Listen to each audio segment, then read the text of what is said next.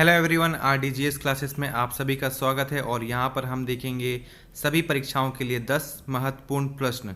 और ये है हमारी फास्ट डिवीजन सीरीज का पार्ट 4। हमारा पहला क्वेश्चन, वर्ल्ड माइग्रेशन रिपोर्ट 2020 के अनुसार किस देश में प्रवासियों की संख्या अधिक है?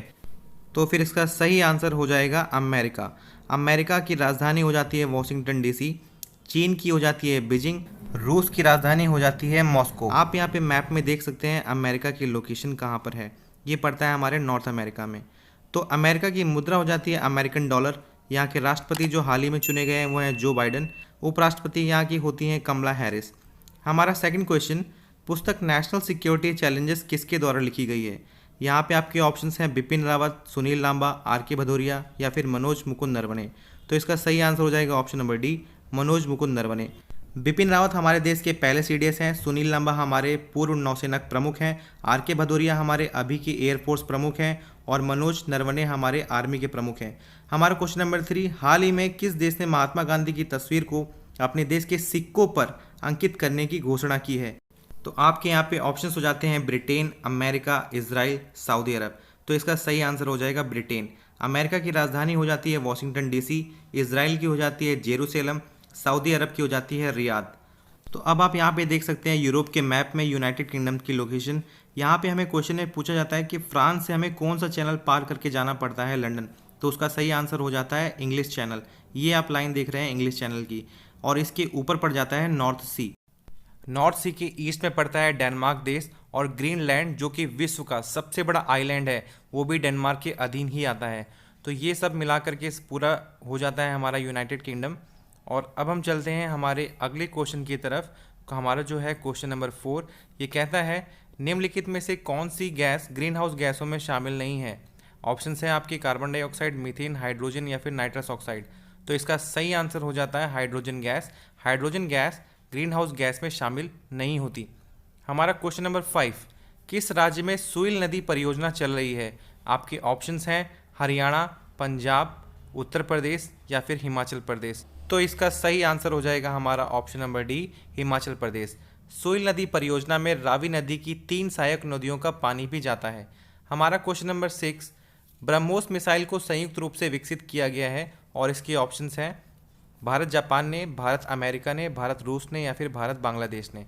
तो ब्रह्मोस मिसाइल को संयुक्त रूप से बनाया था हमारे ऑप्शन नंबर सी, भारत और रूस ने। आइए अब जानते हैं हम ब्रह्मोस मिसाइल के बारे में। ब्रह्मोस मिसाइल ये एक सुपरसोनिक क्रूज मिसाइल है जिसको बनाया है भारत और रूस ने, और इसका जो नाम रखा गया है वो 2 नदियों के नाम पे रखा गया है, भारत की ब्रह्मपुत्र नदी और रूस की मोस्कोवा नदी के नाम पर। अब हमारा अगला क्वेश्चन आता है क्वेश्चन नंबर 7, किस देश की संसद विश्व की पहली पूर्णतः सौर ऊर्जा संचालित संसद हुई? आप ऊपर दिए गए आई बटन पर हमारी बाकी वीडियोस भी देख सकते हैं। हमारे ऑप्शंस हैं बांग्लादेश, चीन, जर्मनी या फिर पाकिस्तान। तो इसका जो सही आंसर है वो हो जाएगा हमारा ऑप्शन नंबर डी, पाकिस्तान। यहाँ पे आप इस्लामाबाद में जो बनी संसद है वहाँ देख सकते हैं कि यहाँ पे कैसे ऊपर इन्होंने सोलर पैनल लगा रखे हैं। तो हमारी बांग्लादेश की राजधानी हो जाएगी ढाका, चीन की हो जाती है बीजिंग, जर्मनी की हो जाती है बर्लिन। तो अब हम देखते हैं इसके बारे में। पाकिस्तान की संसद पूरी तरह से सौर ऊर्जा से संचालित होने वाली दुनिया की पहली इमारत बन गई है। जी हाँ दोस्तों, ये दुनिया की पहली इमारत है, और इसको बनाने के लिए पाकिस्तान के बेस्ट फ्रेंड चाइना ने 55 मिलियन का हेल्प भी किया था। तो चलिए हमारा अगला क्वेश्चन आता है क्वेश्चन नंबर 8, उत्तर प्रदेश में कौन सा जिला संतरे का सर्वाधिक उत्पादक है? मतलब सबसे ज़्यादा संतरा यूपी में कहाँ पैदा होता है? तो हमारे ऑप्शंस हैं फर्रुखाबाद, लखीमपुर, सहारनपुर या फिर बलरामपुर। तो इसका जो सही आंसर है वो हो जाएगा हमारा ऑप्शन नंबर सी, सहारनपुर। तो चलिए अब हम बढ़ते हैं अपने अगले क्वेश्चन की तरफ। कौन सी नदी अपने बहाव में भूमध्य रेखा को मतलब इक्वेटर को 2 बार पार करती है, मतलब क्रॉस करती है, उसको 2 बार कट करती है? हमारे ऑप्शंस हैं नील नदी, कांगो नदी, नाइजर या फिर अमेजन नदी। तो हमारा इसका सही आंसर हो जाएगा option number B, Congo river. तो चलिए आइए देख लेते हैं अब हम अफ्रीका मैप में कांगो रिवर की पोजीशन कहाँ पर है। तो ये है हमारा अफ्रीका का मैप, और यहाँ पे आप देख सकते हैं ये हमारी ब्लू कलर से जा रही है कांगो रिवर।